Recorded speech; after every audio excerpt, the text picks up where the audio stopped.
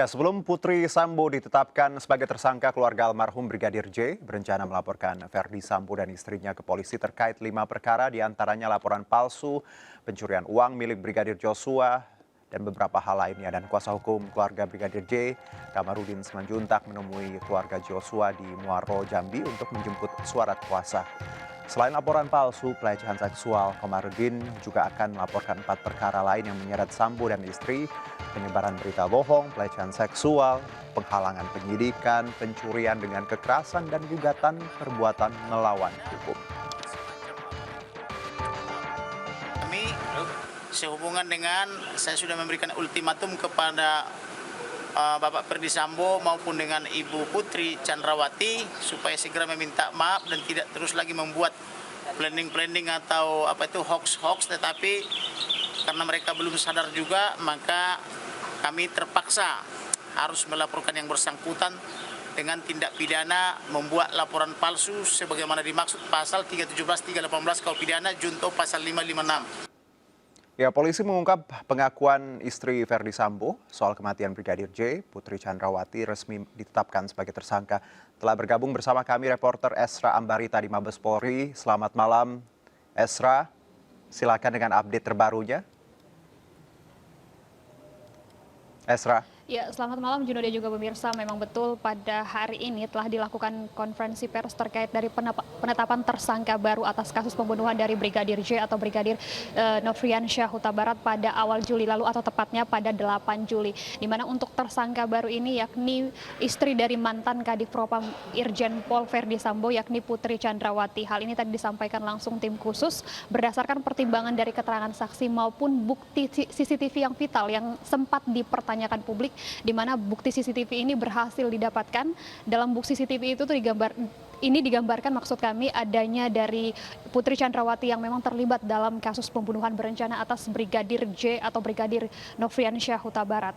Selain itu tadi juga disampaikan oleh Brigjen Andirian bahwa atas perbuatannya dari Putri Chandrawati disangkakan dengan pasal yang sama dengan Verdi Sambo, yakni terkait pasal 55 dan pasal 56 terkait pembunuhan berencana dengan ancaman pidana mati. Maksud kami pidana mati dengan hukuman 20 tahun penjara. Selain itu juga tadi dalam CCTV vital ini diungkapkan oleh penyidik bahwa memang sudah berhasil didapatkan dan memang terlibat 6 perwira tinggi polisi yang menghalangi penyidikan ini, di mana 6 perwira tersebut beragam pangkatnya mulai dari Irjen, kemudian juga Brigjen, Kompol, AKP, dan masih banyak lagi, dan ini masih diperiksa. Jika kita mengupdate dari berita-berita yang memang sejak ditetapkannya Verdi Sambo sebagai tersangka, setidaknya ada 83 perwira polisi yang sudah diperiksa dengan 35 yang sudah ditempatkan secara khusus, dan ini pun masih akan diupdate oleh dari penyidik. Juno. Baik, Esra, terima kasih atas laporan Anda. Selamat bertugas kembali. Dan kita lanjutkan dialog kita malam ini masih bersama Bang Boris Boy Purba, tim kuasa hukum keluarga Brigadir J, ada juga Irjen Polisi Purnawirawan Arianto Sutadi, penasehat ahli Kapolri, serta Bang Septa Chandra, pakar hukum pidana kita yang sudah ada di studio. Saya ke Bang Boris kembali. Bang Boris, kalau kita lihat pasal yang dijerat kepada Bu Putri ada 340 KUHP. Tanggapan Anda, sudah tepatkah? Boleh di-unmute dulu, Bang Boris, audionya. Silakan.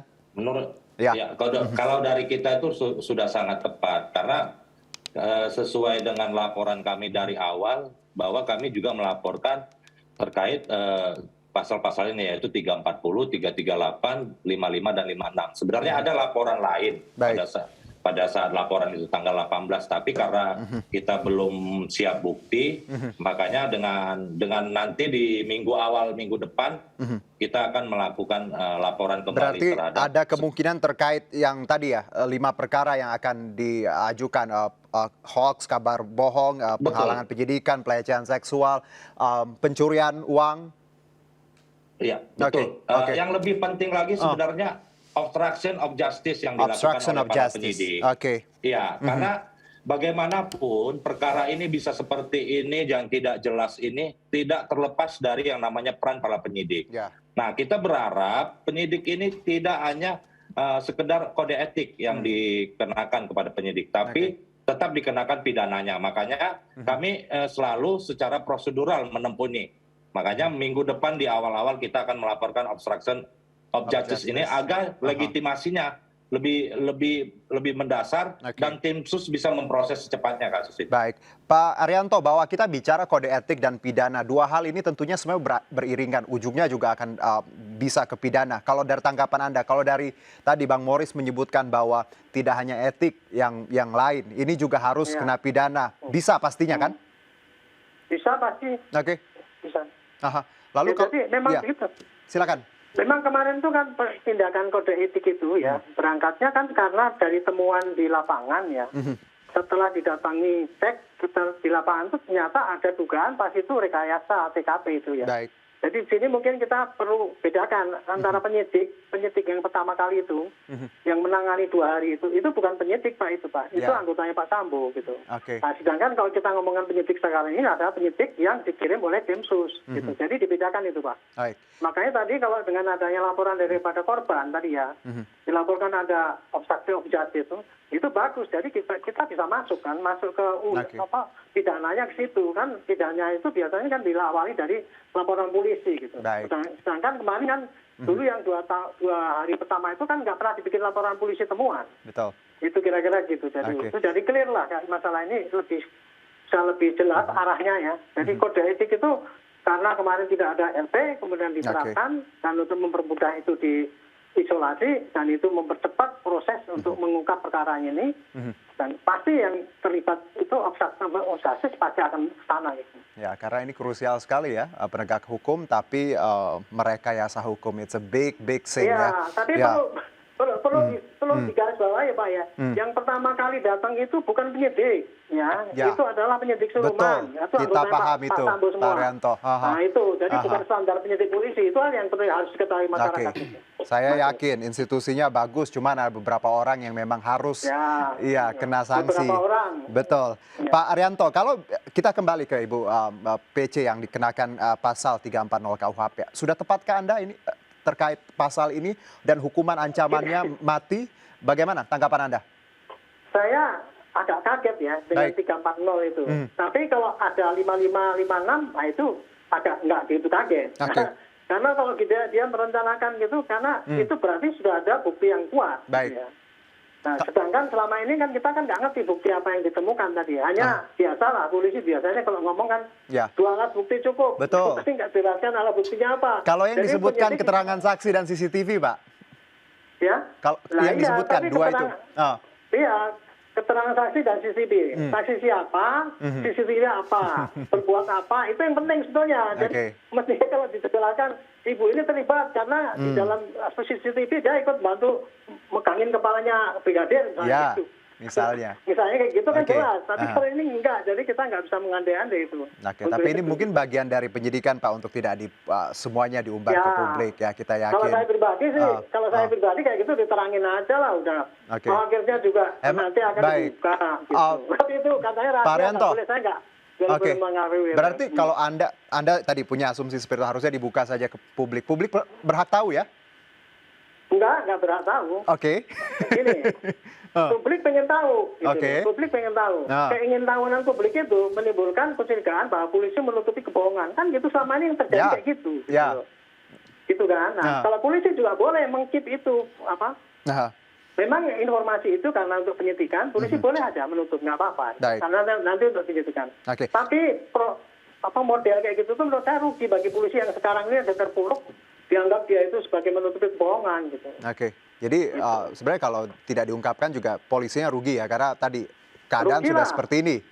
Sudah jelas kan kayak gitu. Betul. Kecuali kalau keterangan itu membahayakan orang lain. Ini yang publik ingin tahu, karena ini kan sudah ibaratnya udah jadi bubur ya. Semuanya mulai terungkap gitu. Kalau sampai beberapa masalahnya itu adalah publik sudah curiga terus bahwa ini rekayasa semua. Padahal kan yang rekayasa itu kan Pak Sambo yang dulu. Sekarang ini bukan rekayasa lagi, polisi penyidik. Makanya tadi saya sampaikan istilah penyidik sekarang ini bedakan dengan penyidik yang dulu itu. Gitu. Kita kembali ke tuntutan dari keluarga Brigadir J terkait Bu Putri. Tidak hanya tadi ada sangkaan sebagai tadi tim dalam pembunuhan berencana ini, tapi juga ada laporan palsu, pelecehan seksual, penyebaran berita bohong, penghalangan penyidikan, obstruction of justice, suap juga dikabarkan juga akan dilaporkan. Anda melihat beberapa laporan yang kemungkinan akan diajukan, apakah akan semakin memperparah dan memperberat posisi Putri Sambo ini, Pak Arianto? Bagaimana Pak pertanyaannya? Oke, kita tahu keluarga Brigadir J kan akan melaporkan beberapa perkara lainnya terkait laporan palsu, bahkan suap. Bagaimana Anda melihat ini? Ya itu hak daripada Brigadir J ya. Itu kan timbul karena dendam banget, karena itu putranya dianggap penjahat kan gitu kan. Dia menuntut balik keadilan kan gitu.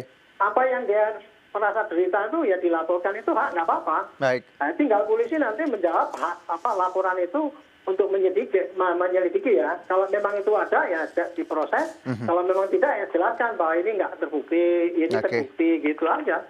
Itu biasa itu dalam proses suatu laporan polisi itu. Baik, saya ke Bang Septa. Bang Septa, kita lihat lagi bagaimana keluarga Brigadir J dengan move-nya tadi ya. Walaupun Bu PC sudah jadi tersangka, tapi akan melaporkan untuk hal-hal terkait lainnya.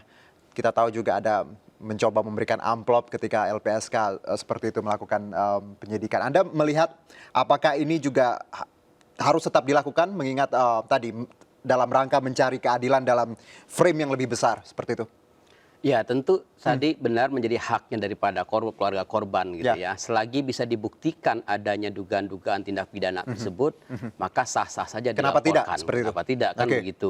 Nah tentu setiap tindak pidana itu dalam hukum pidana akan dipertanggungjawabkan pada pelakunya.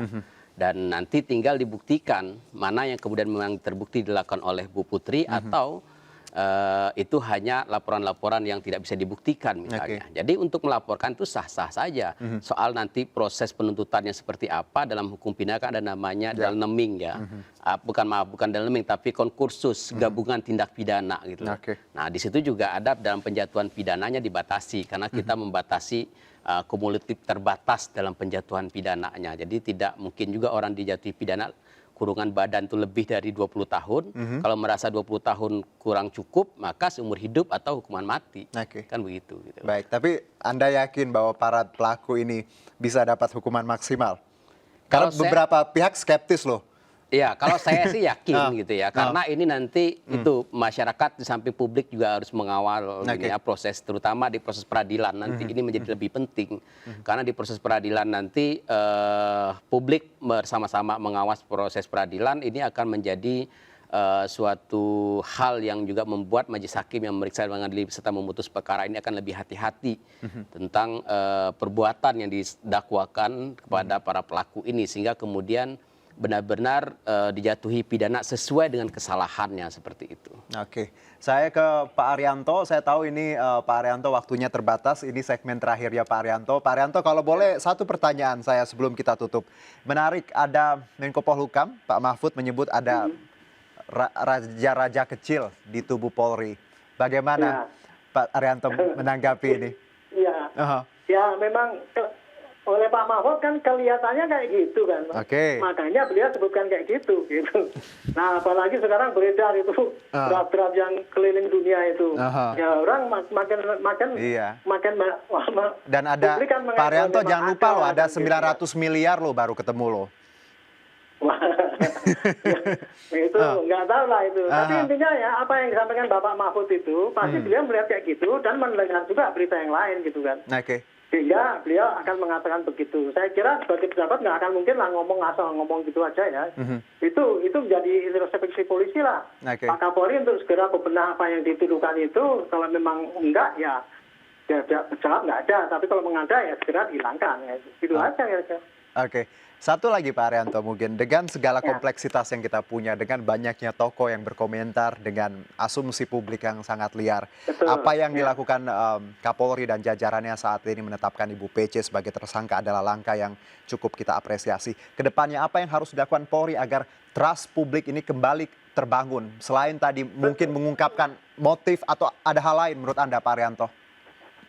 Langkah taktis ya sekarang ini adalah mempercepat proses itu kirim ke pengadilan supaya nanti publik akan segera tahu apa yang terjadi sebelumnya gitu, apa sebetulnya yang terjadi gitu. Itu satu ya, itu sudah meredakan publik untuk tanda tanya. Oke. Nah, kemudian dengan kecurigaan publik bahwa di dalam polisi ada kayak gitu, itu perlu perbaikan total ya menurut saya. Karena selama ini kan kita nggak menduga bahwa di dalamnya kok parah kayak gitu kan. Gitu. Nah, ternyata kan parah kayak gitu kan. Gitu. Ya kita harus akui itu nggak bisa perbaikan kecil-kecil. Harus perhatian besar-besar, itu sistemnya mungkin dicek kembali mana sistem pengawasan itu dalam itu cukup apa enggak. Tapi kalau pandangan saya, ini sebetulnya sistem pengawasan eksternal juga harus diperkuat.